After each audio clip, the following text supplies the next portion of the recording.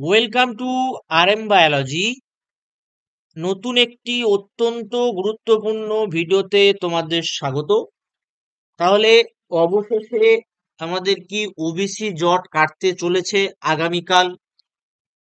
তার সঙ্গে জড়িত যতগুলো পরীক্ষা আছে ইনক্লুডিং রিসেন্ট যেটা যুক্ত হলো SMFWB 2025। আজকেই আমি তোমাদের কমিউনিটি পোস্ট করেছি, আজকেই আমাকে জানানো হয়েছে, আমি যখন ফোন করেছিলাম, যে ওবিসি জটের জন্য কিন্তু SMFWB রেজাল্টও অন হোল্ড হয়ে গেছে। তো ঠিক কিছুক্ষণ আগে আমি কিন্তু একটা বিজ্ঞপ্তি পেয়েছি, বা একটা রিপোর্ট পেয়েছি বলতে পারো, বিজ্ঞপ্তি বলা ভুল, রিপোর্ট পেয়েছি।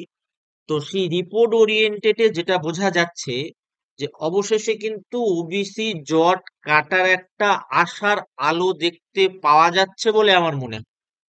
তো সেই সংক্রান্ত তথ্য তোমাদের সঙ্গে শেয়ার করব একদম প্রুফ সহ। যদি ওবিসি জট কেটে যায় তাহলে খুব তাড়াতাড়ি কিন্তু ডাব্লিউবিসি রেজাল্ট বেরোবে, জেনপাস ইউজি এনএমজিএনএম এর ফর্ম ফিল আপ শুরু হবে, এসএমএফডব্লিউ কিন্তু রেজাল্টটা বেরিয়ে যাবে, কাউন্সেলিং হবে। চলো আমরা সেই রিপোর্টটা দেখি, যেখানে আমরা বুঝতে পারবো যে ওবিসি জটটা কালকে হয়তো কাটতে চলেছে। চলো দেখে নি। দেখো, যেটা আমি তোমাদের বললাম যে একটা রিপোর্ট দেখাবো, কিছুক্ষণ আগেই কিন্তু বর্তমান পত্রিকাতে এই রিপোর্টটা আপলোড করা হয়েছে। ওবিসি নিয়ে স্থগিতাদেশ সত্ত্বেও হাইকোর্ট নির্দেশ দেয় কিভাবে, প্রশ্ন করলো সুপ্রিম কোর্ট। ঠিক আছে। তো আমরা প্রত্যেকেই জানি যে ওবিসি সংক্রান্ত যে কেসটা জয়েন্ট এন্ট্রান্সের উপরে ছিল, সেই সমস্ত জিনিসপত্র নিয়ে কিন্তু রাজ্য সরকার ও ডাব্লিউবিজেই বোর্ড একটা সুপ্রিম কোর্ট আবেদন জানিয়েছিল, এবং সেখানে কিন্তু প্রায় কেসটা মিটে গেছিল। এবং 7 তারিখে তোমাদের ফলাফল প্রকাশ হওয়ার কথা ছিল, তার সঙ্গে কিন্তু জেনপাস এনএমজিএনএম সেগুলোরও কিন্তু ফলাফল প্রকাশ হওয়ার কথা ছিল। ফলাফল বলছি, সরি, ফর্ম ফিল আপ হওয়ার কথা ছিল। কিন্তু হঠাৎ করে আবার 6 তারিখে মহামান্য কলকাতা হাইকোর্ট কিন্তু একটা রায় দেয়, যে রায়ে আবার কিন্তু ওবিসি জট তৈরি হয়। তো আজকে একটা ইন্টেরিম যে আহ কথা বলা হয়েছিল, যে সুপ্রিম কোর্টের কাছে আপিল করা হবে, যে রায়টাকে আর একবার পুনর্বিবেচনা করতে, হাইকোর্টের যে ব্যাপারটা। তো সেই ইস্যুতেই কিন্তু সুপ্রিম কোর্ট থেকে কি বলা হয়েছে, দেখো দেখো আজকেকার ডেট। সুপ্রিম কোর্টের নির্দেশের পরেও কিভাবে কলকাতা হাইকোর্ট অন্যান্য অনগ্রসর শ্রেণীর শংসাপত্র ইস্যুতে জয়েন্ট এন্ট্রান্সের ফল প্রকাশের শর্ত চাপাতে পারে, মঙ্গলবার সেই প্রশ্ন তুলল সুপ্রিম কোর্ট।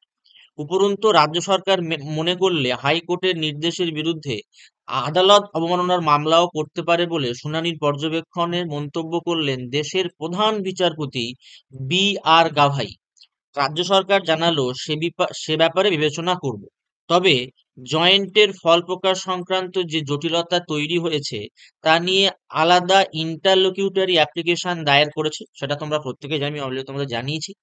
সেটি দ্রুত শুনানি আর্জি জানাচ্ছি। আদালত জানিয়েছে আগামীকাল, মানে বৃহস্পতিবার শুনানি হবে। ঠিক আছে, বৃহস্পতিবার একটা ভালো দিন, তোমাদের জন্য আশা করি একটা ভালো খবর আসবে। ওবিসি শংসাপত্র সংক্রান্ত বিজ্ঞপ্তি মামলায় কলকাতা হাইকোর্ট স্থগিতাদেশ দিয়েছিল। সেই নির্দেশের উপর আবার গত 28শে জুলাই স্থগিতাদেশ দেয় সুপ্রিম কোর্টের প্রধান বিচারপতিরই বেঞ্চ।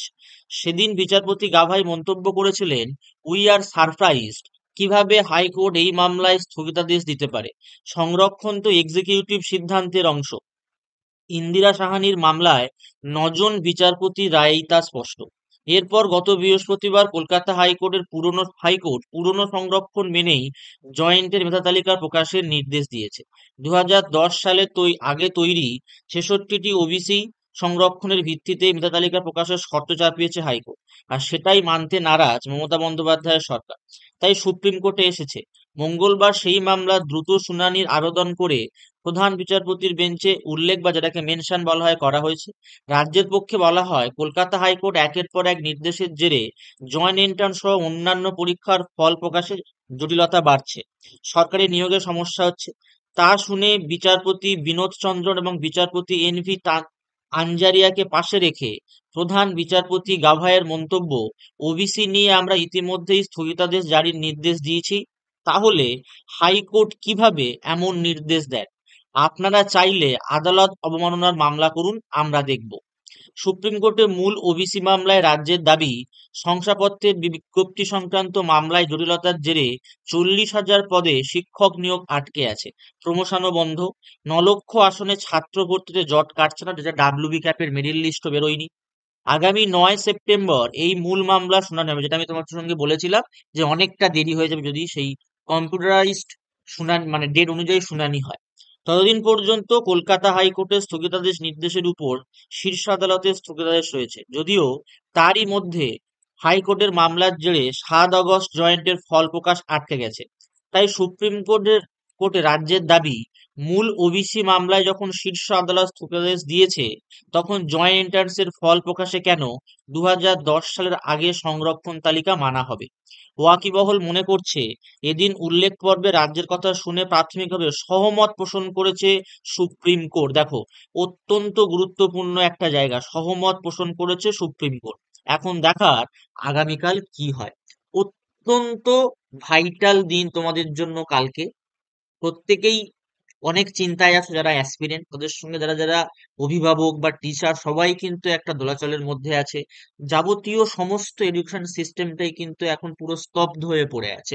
এবার যদি আমরা আমাদের ডাব্লিউবিজির অফিসিয়াল ওয়েবসাইটে যাই, জেন পাসের জায়গায় যাই, দেখবে কারেন্ট ইভেন্টে কিছু দেখা যাচ্ছে না, no post to display. Important link, news ইভেন্টে কিন্তু কোনো ধরনের কোনো পোস্ট কিন্তু নেই। ঠিক আছে, এটা আজকে সকাল পর্যন্ত কিন্তু ছিল। হঠাৎ করে দুপুরের পর থেকে আমি যখন একবার লগ ইন করার চেষ্টা করেছিলাম বা দেখার চেষ্টা করেছিলাম যে কি কি আছে বা কোনো তথ্য এসছে কিনা, সেখানে কিন্তু এটা দেখা যাচ্ছে। ঠিক একই রকম ভাবে যদি আমরা এএনএম জিএনএম এর ওয়েবসাইটেও যাই, সেখানেও কিন্তু আমরা একই জিনিস দেখতে পাবো। অর্থাৎ current event, important link, news and event কিন্তু কিচ্ছু নেই। তো এরকম হয় কখন, যখন সেই বছরের কোনো তোমার ফর্ম ফিল আপ বা কোনো বিজ্ঞপ্তি প্রকাশ করার কথা চিন্তা ভাবনা করে জয়েন্ট এন্ট্রান্স বোর্ড, সেই সময় কিন্তু পুরো সিস্টেমটাকে এরকম ভাবে সাজানো হয় যে নো পোস্ট টু ডিসপ্লে, নতুন কোনো পোস্ট আসবে এটা আশা করা যায়। তো আমাদের অপেক্ষা করতে হবে বৃহস্পতিবার পর্যন্ত, তো কালকেই বৃহস্পতিবার, এবং সেই বৃহস্পতিবার সুপ্রিম কোর্ট, মহামান্য সুপ্রিম কোর্ট কি রায় দিচ্ছে তার উপর কিন্তু নির্ভর করছে তোমাদের সমস্ত কিছুর ফার্দার প্রক্রিয়া আরো ডিলে হবে নাকি তাড়াতাড়ি শুরু হবে। যদি কালকের কোনো পজিটিভ রায় আমরা পাই বা পজিটিভ রায় যদি হয়, যেটা বর্তমান পেপারের মতানুসারে একটা সহমত পোষণ করেছে, যদি কালকের পজিটিভ কিছু হয়, তাহলে তোমরা ধরে নিতে পারো তোমাদের কিন্তু খুব তাড়াতাড়ি 2-3 দিনের মধ্যে রেজাল্ট প্রকাশিত হবে, এবং 2-3 দিনের মধ্যেই তোমাদের কিন্তু ফর্ম ফিল আপ শুরু হয়ে যাবে, বোথ জেন পাস, এএনএম জিএনএম সবগুলোরই।